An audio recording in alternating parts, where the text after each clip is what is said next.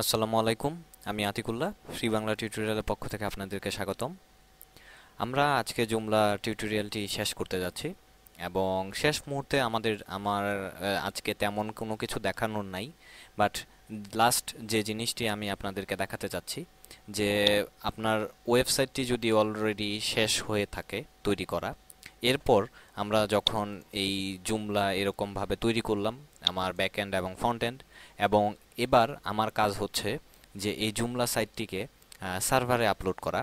এবং সার্ভারে যখন আপনি আপলোড করতে যাবেন তখন মাই কম্পিউটারে গেলাম, আমার এক্সএমপিএমপি এবং এইচটিডক, এরপর হচ্ছে আমার জুমলা। তো এবার আপনার এখানে যতগুলো ফাইল রয়েছে সেই প্রত্যেকটি ফাইল আপনাকে আপনার যে সার্ভার সেই সার্ভারের মধ্যে আপলোড করতে হবে, এক নাম্বার। দুই নাম্বার কথা হচ্ছে যে আমার যে লোকাল হোস্ট রয়েছে সেই লোকাল হোস্টের মধ্যে আপনাকে যেতে হবে এবং এই লোকাল হোস্টের মধ্যে পিএইচপি মাই অ্যাডমিন, এবং পিএইচপি মাই অ্যাডমিনের ভেতর আমি জুমলা নামে যে ডাটাবেসটি তৈরি করেছিলাম সেই ডাটাবেসটি এখানে ক্লিক করলে সেই ডাটাবেসটি আপনি পাবেন।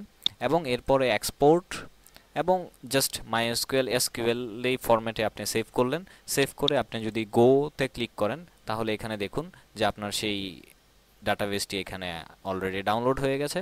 তো সেই ডাটাবেসটি যদি আপনার অলরেডি ডাউনলোড হয়ে থাকে তাহলে এই হচ্ছে আপনার সেই ডাটাবেস এসকিউএল, এবং আপনার যে জিপ ফাইল এটিকে আপনি এই ফাইলটি এবং সেই এসকিউএল জুমলা এসকিউএল যে ফাইলটি, এই ফাইলটিকে আপনি আপনার সার্ভারের মধ্যে আপলোড করবেন। সার্ভারে আপলোড করার পর আপনার সাইটটি অল ওকে থাকবে, ইটস ওকে, এবং আপনি বুঝতেই পারছেন যে সব কিছু ঠিকঠাক থাকবে। কিন্তু সেই সার্ভারে আপলোড করার সময় একটি জিনিস আপনি খেয়াল রাখবেন, কিছু কিছু জায়গায় যেগুলোর মধ্যে আমরা লোকাল হোস্ট জুমলা এই ডাইরেক্ট ইউআরএলগুলো ইউজ করেছি যখন আমরা সাইট তৈরি করতে গিয়েছিলাম, তখন সেটি কিন্তু অবশ্যই অবশ্যই আপনাকে চেঞ্জ করে দিতে হবে। যেমন ফর এক্সাম্পল, আমি যখন এই লগ ইনের মধ্যে যাই, লগ ইনের মধ্যে গেলে এখানে আপনি লগ ইন করতে পারছেন, এবং লগ ইনের মধ্যে আমি যদি যাই কন্টেন্ট মেনু এবং ফুটার মেনু,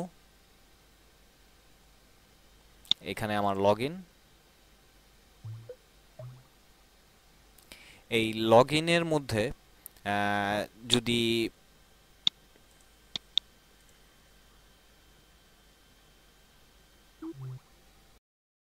যে এখানে অ্যাডভান্স অপশনের মধ্যে আপনি লগ ইন রিডাইরেক্ট, এখানে আপনার যদি আমরা এই লগ ইনটি যদি ইউজ করে থাকি, ফর এক্সাম্পল যদি ইউজ করে থাকি, তাহলে আপনাকে সেই নামটি মানে আমার এই লোকাল হোস্টটি সেটি স্বভাবতই আমাকে চেঞ্জ করে দিতে হবে।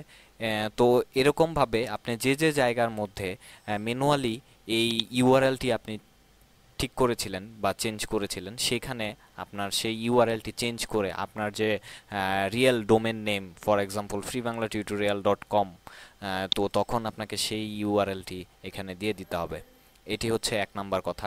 দুই নাম্বার কথা হচ্ছে আপনি যখন এই সবগুলো ফাইল যখন আপনি সার্ভারে আপলোড করবেন, এই সার্ভারে আপলোড করার পরে এই কনফিগারেশন.পিএইচপি যদি আমি ড্রিম ওয়েভারে ওপেন করি, তাহলে এখানে আপনি দেখবেন যে আমার এখানে user name, password, email address এবং আদার্স যে জিনিসপত্রগুলো রয়েছে সেই জিনিসপত্রগুলো কিন্তু চেঞ্জ হবে না। তো স্বভাবতই আপনাকে অবশ্যই অবশ্যই এই কনফিগারেশন.পিএইচপি ফাইলটি যখন সার্ভারে আপলোড করবেন, আপলোড করার সময় আপনার ওই কনফিগারেশন ফাইলের যে যে ডেটাগুলো, রিয়েল যে ডেটাগুলো আপনার সার্ভারের ইউজার নেম পাসওয়ার্ড, সার্ভার কি বলে হোস্টিং ইউজার নেম পাসওয়ার্ড, আপনার ডাটাবেজের ইউজার নেম পাসওয়ার্ড, সেই রিয়েল ইউজার নেম পাসওয়ার্ডগুলো এখানে সেট আপ করে দিতে হবে। তাহলেই আপনার এই সাইটটি ঠিকঠাক মতনে যখন আপনি সার্ভারে আপলোড করবেন তখন কাজ করবে, আদারওয়াইজ করবে না। তো এই জিনিসগুলো খেয়াল রাখতে হবে যখন আপনি সার্ভারে আপনার এই সাইটটিকে আর আরেকটি যে ব্যাপার, যে আমার যখনই আপনার সার্ভারে নতুন কোনো আপনার জুমলার এক্সটেনশন আপডেট হবে, তো সেটি এখান থেকে আপডেট করতে পারেন, অথবা চেকিং জুমলার ভার্সনগুলো আপডেট করতে পারেন। এবং জুমলা সম্বন্ধে আরও বিস্তারিত জানার জন্যে তাদের যে অফিসিয়াল সাপোর্ট ফোরাম রয়েছে, তাদের এক্সটেনশন, তাদের হেল্প, তাদের ডকুমেন্টেশন, এই জিনিসগুলো আপনারা চেক করবেন। তাহলে আমার মনে হয় যে এই জুমলার বিভিন্ন প্রবলেম যখন আপনি ফেস করবেন, সেই প্রবলেমগুলো আপনি এখানে সলভ করতে পারবেন। তো পুরো টিউটোরিয়ালটিতে আমি কতটুকু আপনাদেরকে বোঝাতে পেরেছি আমি ঠিক জানি না, বাট আমি আমার সাধ্যমতো চেষ্টা করেছি আপনাদেরকে জুমলা সম্বন্ধে আইডিয়া দেওয়ার জন্য। বাকিটা আপনারা বিচার করবেন।